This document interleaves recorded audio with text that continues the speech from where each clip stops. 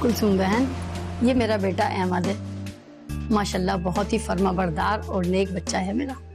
Doctor है और बहुत अच्छी जगह जॉब करता है, और मुझे इसके लिए इसके जैसी अच्छी सी लड़की चाहिए।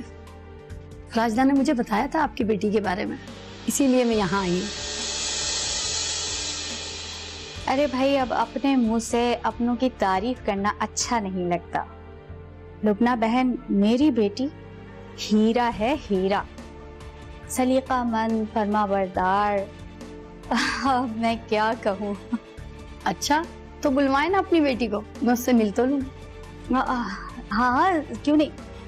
अरे ये लीजिए, आ गई मेरी बेटी। आओ बेटा। माशाल्लाह, आपकी बेटी तो वाकई बहुत प्यारी है। आओ बेटी, मरियम मेरे पास आकर बैठो। लगता है मेरी तलाश अब यहाँ खत्म हो गई। आप कुछ लीजिए ना, ये चाय।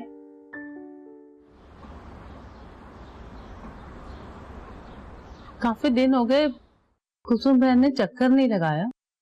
हाँ वाकई काफी दिन हो गए, ना कोई फोन आया ना वो खुद आई। तो ऐसा करते हैं कि किसी दिन हम लोग चलते हैं उनके यहाँ, पता तो चले कि उनका क्या इरादा है।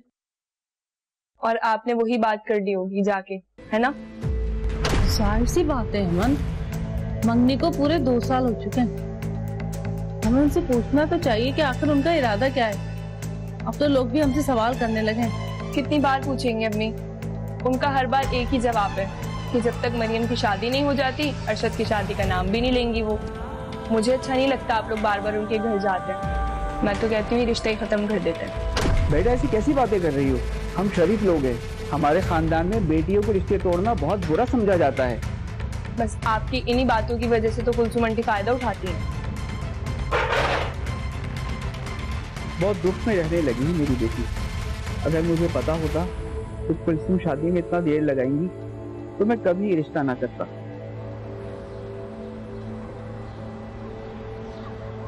इधर खाओ जल्दी से। मैं बहुत खुश हूँ। जितना अच्छा रिश्ता मैं तुम्हारे लिए चाहती थी, उससे लाखों गुना रिश्ता अच्छा मिला है मुझे। बहुत सारी खूबियां हैं उसमें। लड़का डॉक्टर है, डिफेंस में अपना जाती घर है, और सबसे बड़ी बात ये कि वो इकलौता है, ना कोई भाई है ना बहन है, और तुम उस घर में राज करोगी। अम्मी वो सब तो ठीक है, लेकिन आपने सुना नहीं उन्होंने क्या कहा? 2-3 महीने में ही वो शादी करना चाहते हैं। ना तो फिर हम इतने सारे इंतजाम कैसे करेंगे शादी के, वो भी इतनी जल्दी? मुझे लगता है हमें इस रिश्ते का ख्याल दिल से निकाल देना चाहिए। ऐसा हो ही नहीं सकता। तुम्हारी शादी वही होगी। लेकिन अम्मी वो होगी कैसे? ये तुम मुझ पर छोड़ दो। तुम्हारी शादी वहीं करूंगी, और होगी भी उनके दिए हुए टाइम पर।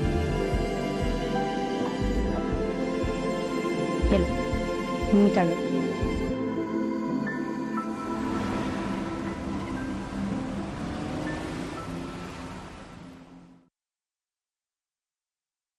कुसुम बहन, आपसे बात करनी थी कि आपने शादी के बारे में अब क्या सोचा है। 2 साल हो गए मंगनी को। खालिद भाई, कैसे बज़ायक़ा आप पेटिस लेकर आए हैं। वैसे तो हमेशा आप बड़े अच्छे पेटिस लेकर आते हैं, आज लगता दिल से नहीं लाए। और बहन, हमारी अमानत है, हम जब चाहें आके ले जाएं। तुम क्यों उसकी फिक्र में इतनी दुबली हुए जा रही हो?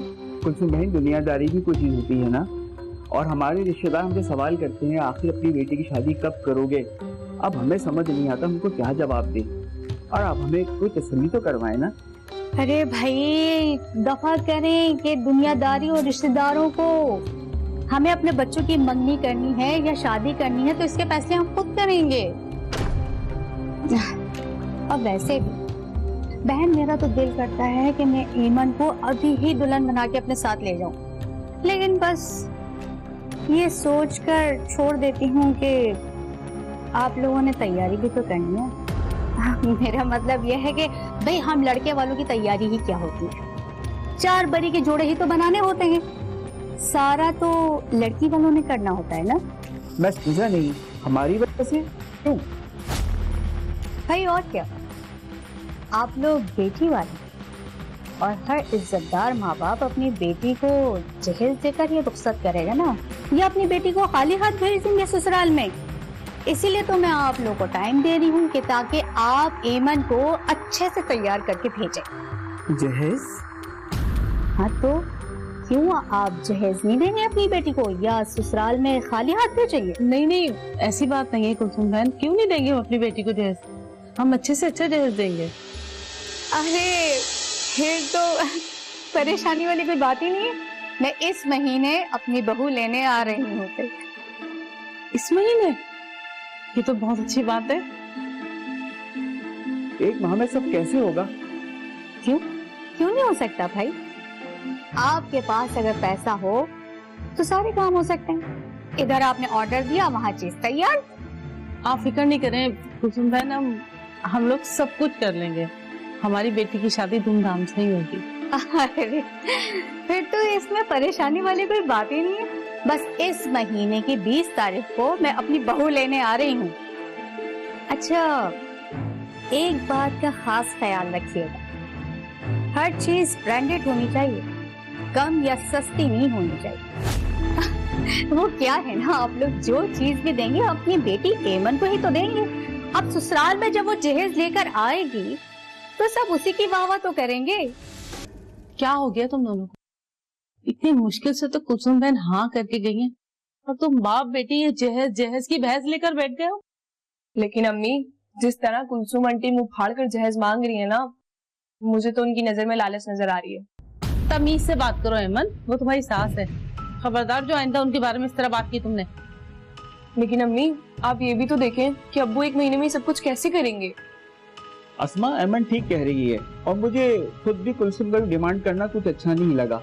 भला ऐसे भी कोई कहता है क्या?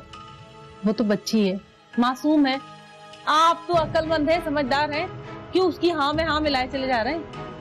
तो एक अकलौती बच्ची है हमारी, हम उसे ढंग का जहेज भी नहीं दे सकते क्या? वो तो ठीक है अस्मा, लेकिन ये लालच के रिश्ते खतरनाक होते हैं, और मेरा तो ख्याल है कि हमें कुलसुम की कोई बात माननी नहीं चाहिए, क्योंकि अगर आज हम कुलसुम की एक बात मानेंगे तो कल हमसे वो 100 बातें और मनवाएंगी।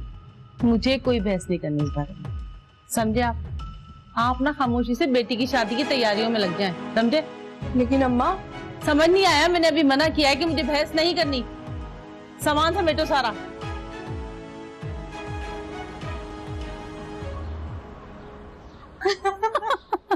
अम्मी, मुझे तो ये सोच सोच के हंसी आ रही कि आपने सच में उन्हें ये सब क्या दिया।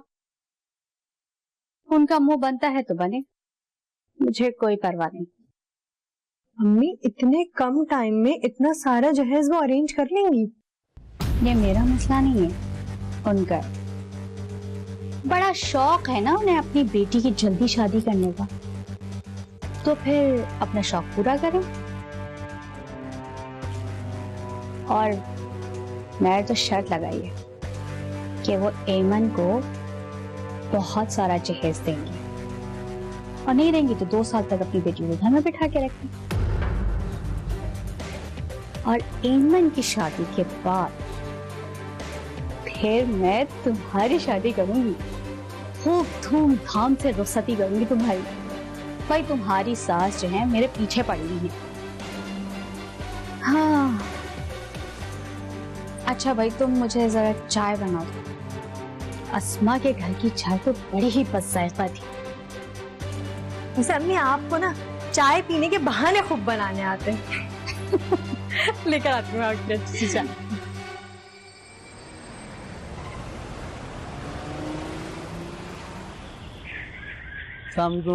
वालेकुम सलाम। आ गए तुम? तुम्हारे लिए मेरे पास एक गुड न्यूज है। यही ना कि आपने एमन के माँ बाप को हाँ कर दी शादी के लिए। भाई, मुझे ना ये बात बिल्कुल भी अच्छी नहीं लगती है अमन भाभी की। वो ना कोई बात को सरप्राइज ही नहीं रहने देती हैं। अम्मी, आपने एमन के घर वालों से इतनी ज्यादा दहेज की डिमांड क्यों करी? देखो अरशद, हेमंत को एक बात बता देना, पहले तो वो बड़ों के बीच में नहीं बोला करे, और दूसरी बात, ये जो लगाई बुझाई की आदत है ना, वो अपने मैके में ही छोड़ कर आए। आ गई बात समझ में? और मैंने जहेज अपने लिए नहीं कहा है भाई, अल्हम्दुलिल्लाह हमारे घर में हर चीज मौजूद है, लेकिन मैंने तो सिर्फ इसलिए कहा है कि भाई कल को सारे रिश्तेदार मौजूद होंगे शादी में, तो सब देखेंगे, कहेंगे कि अरशद की बीवी क्या लाई है, ये किसी फकीर खानदान से आई है, इसमें बदनामी किसकी है, तुम्हारी और उसकी। मैं तो सिर्फ तुम्हारे भले के लिए कह रही, लेकिन मुझे कोई लालच नहीं है। अम्मी आप ठीक कह रही हैं, आप परेशान ना हो, मैं बात कर लूंगा अमन से, समझा दूंगा उसे। मैं परेशान नहीं हूँ बेटा, मुझे तो इस बात की खुशी है कि मेरे बेटे की शादी हो रही है।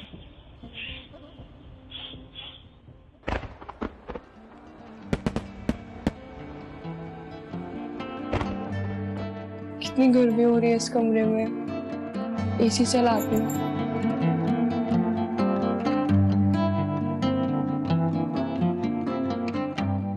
ये एसी मेरा तो नहीं है, ये तो पुराना एसी है।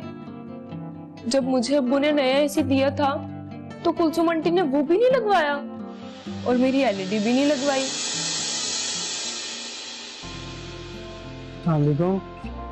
वालेकुम अस्सलाम। बहुत प्यारी लग रही हो आज। वैसे एक बात है, अच्छा हुआ कि हमारी शादी हो गई, वरना मुझे तो लगा था कि मैं बूढ़ा हो जाऊंगा शादी के इंतजार में। जाहिर है कुलसुम आंटी ने मरियम की शादी की शर्त जो रखी हुई थी। जनाब, अम्मी अगर कोई फैसला कर ले ना तो उसे वापस नहीं लेती, और ये शर्त तो कभी नहीं। असल में मरियम का बहुत अच्छी जगह रिश्ता हो गया, इसी खुशी में अम्मी ने हमारी शादी करा दी। मरियम का रिश्ता हो गया, लेकिन हमें तो नहीं बताया था। तो अब बता देंगी। अब तुम छोड़ो ना, हम अपनी बात करते हैं।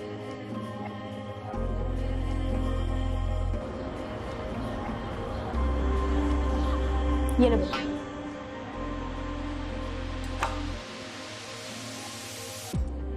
बेटा, वो रात में नींद अच्छे से आ गई थी ना, कोई परेशानी तो नहीं हुई?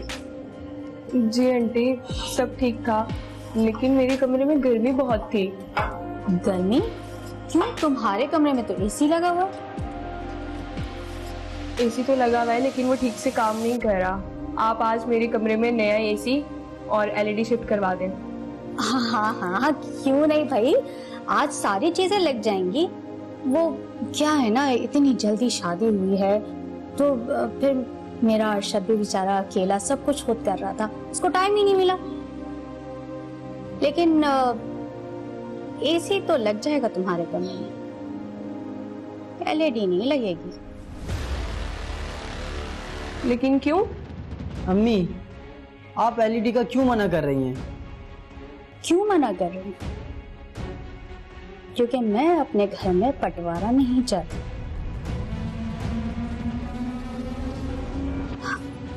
भाई देखो, सब अपने अपने कमरों में अगर टीवी लगवा लेंगे तो एक दूसरे को किसी की खबर भी नहीं होगी, है ना बेटा?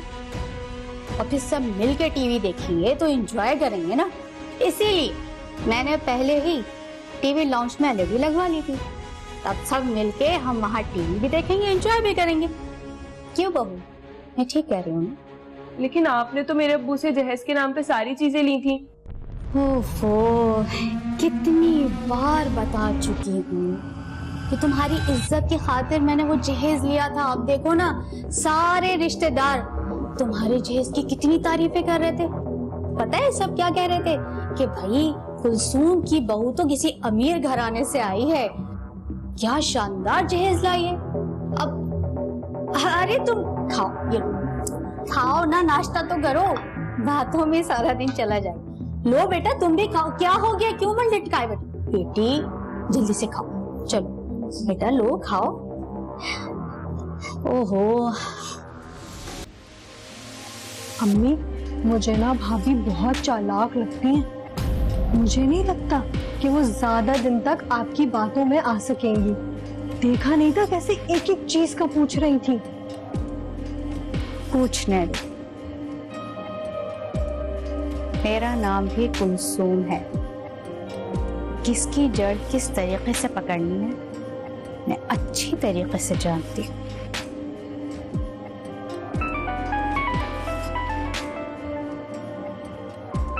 अरे तुम्हारी सास की कॉल आ रही। अरे लुबना बहन, कैसी हैं आप? भाई बड़ी लंबी उम्र है आपकी।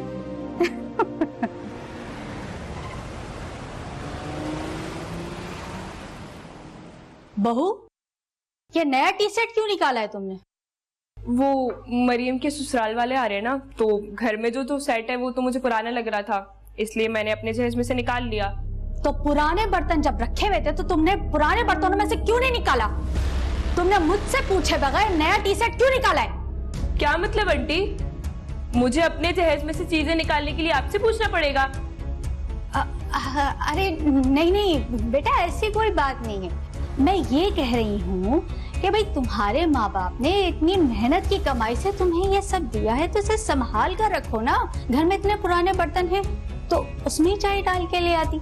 अच्छा अब तुम एक काम करो, ये सारे बर्तन उठा के रख दो और पुराने बर्तनों में चाय डाल के ले आओ। सही है ना? मैं बाहर दोस्तों के साथ बैठी हूँ, जल्दी करो, ये रखो।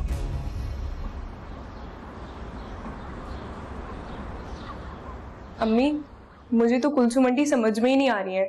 मेरा सारा सामान पैक करके रखा हुआ है और अपना सामान इस्तेमाल कर रही है। मुझे बताया मैं क्या करूं? क्या मतलब? न एसी फिट करवाया, न एलईडी फिट करवाया, सब बंद करके रखा हुआ उन्होंने। तो क्या तुम अब तक उन लोगों की चीजें इस्तेमाल कर रही हो? अरे अम्मा, जब मैं उनसे कहती हूँ तो वो टाल देती है, और जब अरशद उनसे बोलता है तो वो कहती है कि मैं घर की बड़ी हूँ, मेरा जब दिल चाहेगा मैं लगवा दूंगी। क्या कह रही हो? कुलसुम बहन ने मुझे खुद ये कहा था कि मैं 2-3 दिन में सामान तुम्हारे कमरे में फिट करवा दूंगी। नहीं अम्मी, मैंने खुद देखा है, उन्होंने सारा सामान स्टोर में रखा हुआ है, मैंने उनको हाथ तक नहीं लगाया। हाय लेमन, मुझे तो बहुत डर लग रहा है कहीं तेरी सास ने सामान बेच तो नहीं दिया। लेकिन बस वो इस्तेमाल नहीं करने देती। वो कहती तुम्हारे माँ बाप ने बड़े ही प्यार से दिया है, जब जरूरत होगी तब इस्तेमाल कर लेंगे। मुझे तो तेरी सास की बातें ही अजीब लग रही हैं। ऐसे कौन करता है भाई? मैं आज ही तेरे अब्बू से बात करती हूँ। अच्छा अम्मी, मैं खाना बनाने जा रही हूँ, बाद में बात करती हूँ आपसे। हाँ ठीक है।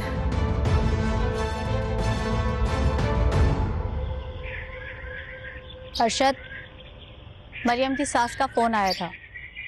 वो इसी महीने शादी की तारीख मांग रही है। तो मैंने सोचा कि भाई नेक काम में देर किस बात की, तो मैं सोच रही हूँ कि इसी महीने की 10 तारीख दे देती हूँ।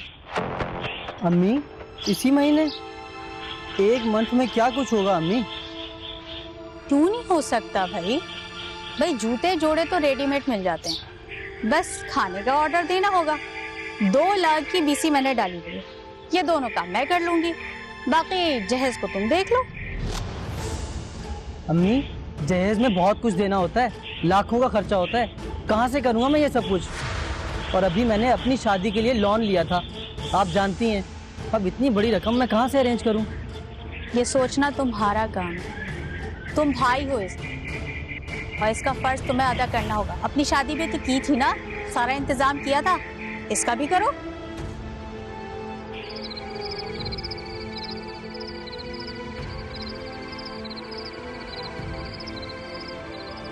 मेरी समझ नहीं आ रहा अम्मी, 1 महीने में मरियम की शादी कैसे करवाना चाहती हैं? अब मैं 1 महीने में कहाँ से ला के दूँ इतना सारा पैसा इन्हें? आपके परेशान होने से क्या होगा? आप अम्मी से बात करें कि वो लड़के वालों से 6 महीने का टाइम ले ले। वो तो लेना पड़ेगा, जाहिर सी बात है। मेरे पास नोटों का कोई दरख्त नहीं लगा हुआ कि जाया नोट तोड़ के ला दिए इनको।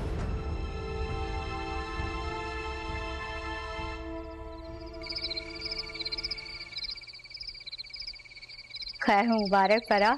अच्छा भाई, मेरी बेटी की शादी है 20 तारीख को, तो तुमने लाजमी आना है।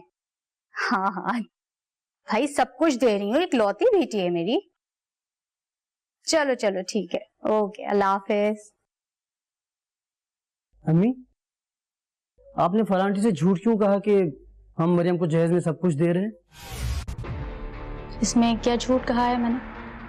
हाँ भाई, तुम्हारी इकलौती बहन है, तुम उसको खाली हाथ भेजोगे क्या ससुराल, ताकि वो ससुराल में ताने सुने?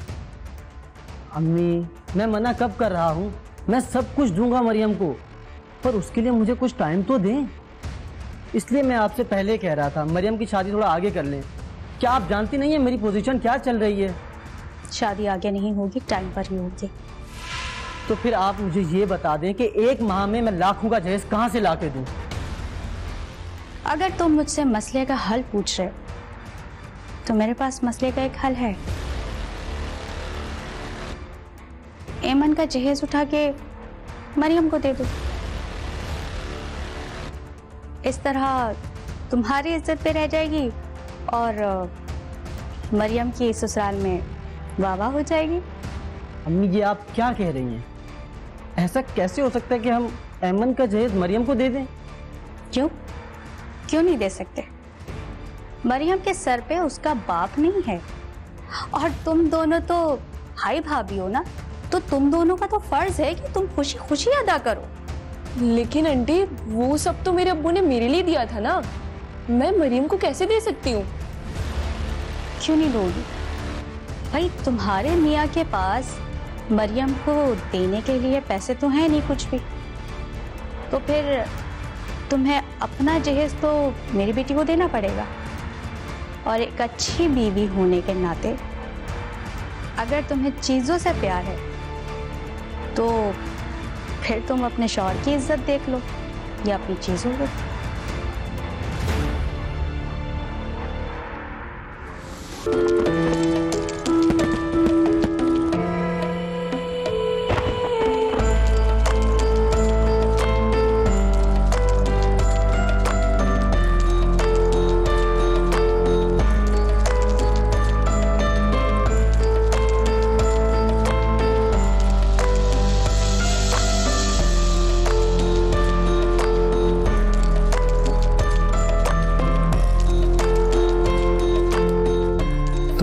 प्यारी लग रही हो। मैं बहुत खुश हूं कि मुझे इतनी प्यारी बीवी मिली, लेकिन मुझसे ज्यादा खुश तो अम्मी है।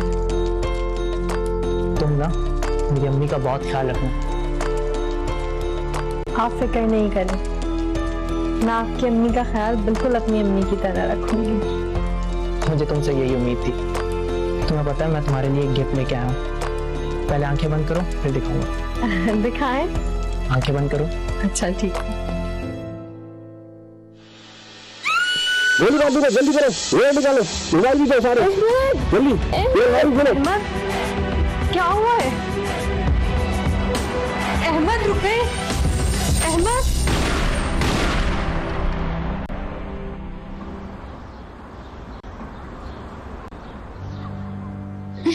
बेटा ये सब कैसे हो गया?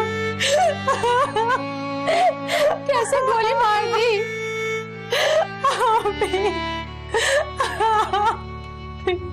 घर में कुछ डाकू घुस आए थे, वो सारा सामान ले जाना चाहते थे। लबना आंटी ने अहमद से कहा भी कि जो ले जाना चाहते हैं इन्हें लेके जाने दो। अहमद ने कहा नहीं, तुम्हारा जहेज तुम्हारी अम्मी ने बहुत मुश्किलों से जमा किया, बहुत मेहनत से। मैंने एक भी वो सामान नहीं ले जाने दूंगा। और वो उनसे लड़ पड़ी और उन्होंने अहमद पे गोली चला दी। कुलसुम, तुम अपनी इस मनोज बेटी को यहाँ से ले जाओ। ये लड़की आते ही मेरे बेटे को खा गई। मैं इसे 1 मिनट अपने घर में बर्दाश्त नहीं कर सकती। लुबना, ये तुम कैसी बातें कर रही हो? इसमें मेरी बेटी का क्या कसूर है? वो तो डाकू ने इसका सुहाग तक उजाड़ दिया, इसका जेल तक लेके चले गए। तो मैंने थोड़ी कहा था तुमसे कि तुम अपनी बेटी को इतना जेल दो। मैं तो अपने बेटी की खुशी के लिए कोई लालच नहीं था। ये मनोज जैस मेरे बेटे की जान ले गया। इससे बेहतर कि मैं इसे धक्के मार के बाहर निकालूं। तुम खुद इसे यहाँ से ले जाओ।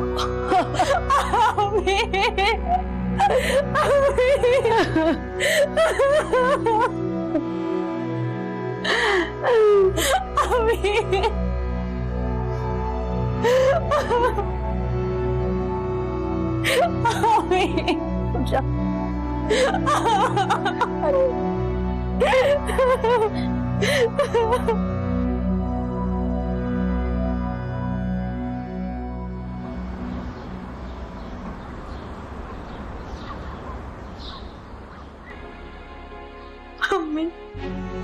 अहमद की मौत में मेरा क्या कसूर है? मैंने तो नहीं मारा ना उन्हें, तो फिर क्यों लुबना आंटी ने उनकी मौत का इल्जाम मुझ पर लगाकर मुझे मनहूस कहकर घर से निकाल दिया? मरियम, इसमें तुम्हारा कोई कसूर नहीं, ये सब अम्मी की लालच का अंजाम है।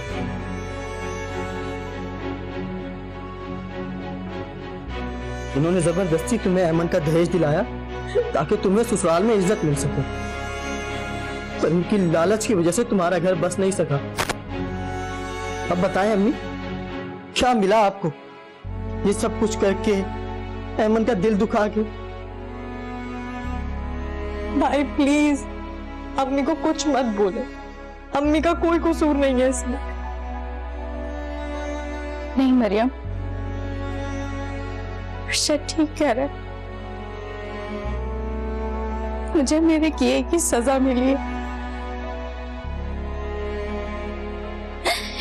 एमन मुझे माफ कर देना, मुझे माफ कर दे। मैंने तुम्हारे माँ बाप को मजबूर किया तो कि वो तुम्हें महंगा जहेज दे सके ताकि मैं अपनी मरियम को देख उसके ससुराल में उसकी शान बसा सकूं।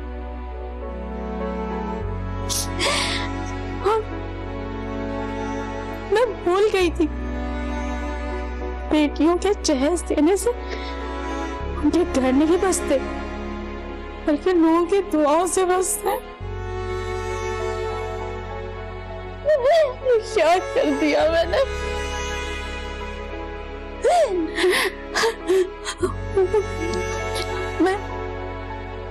मैंने जो किया था वो मेरे आगे आ गया। मैंने तुम्हारे साथ जो किया, तुम्हारा कितना दिल दुखा होगा ना, तुम्हारे उस दिल से उसके लिए दुआ नहीं बद्दुआ निकली होगी। मुझे माफ कर दो।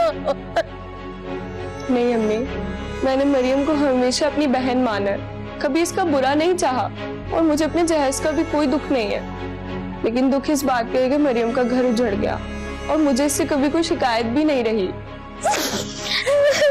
भाभी प्लीज मुझे माफ कर दे, माफ कर दे मुझे माफ कर दो, इससे गलती हो मेरी बेटी के घर, मुझे माफ कर। नहीं आंटी, आप माफी मत मांगिए।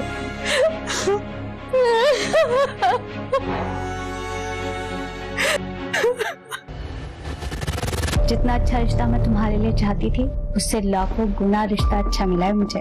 वो एमन को बहुत सारा जहेज देगा। मुझे तो उनकी नजर में लालच नजर आ रही है, लेकिन आपने तो मेरे अब्बू से जहेज के नाम पे सारी चीजें ली थी।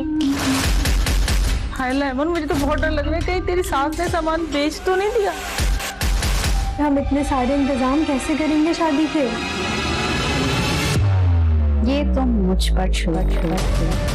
मेरा नाम भी कुलसूम है, किसकी जड़ किस तरीके से पकड़नी है मैं अच्छी तरीके से जानती हूँ। एमन का जहेज उठा के मरियम को दे दो।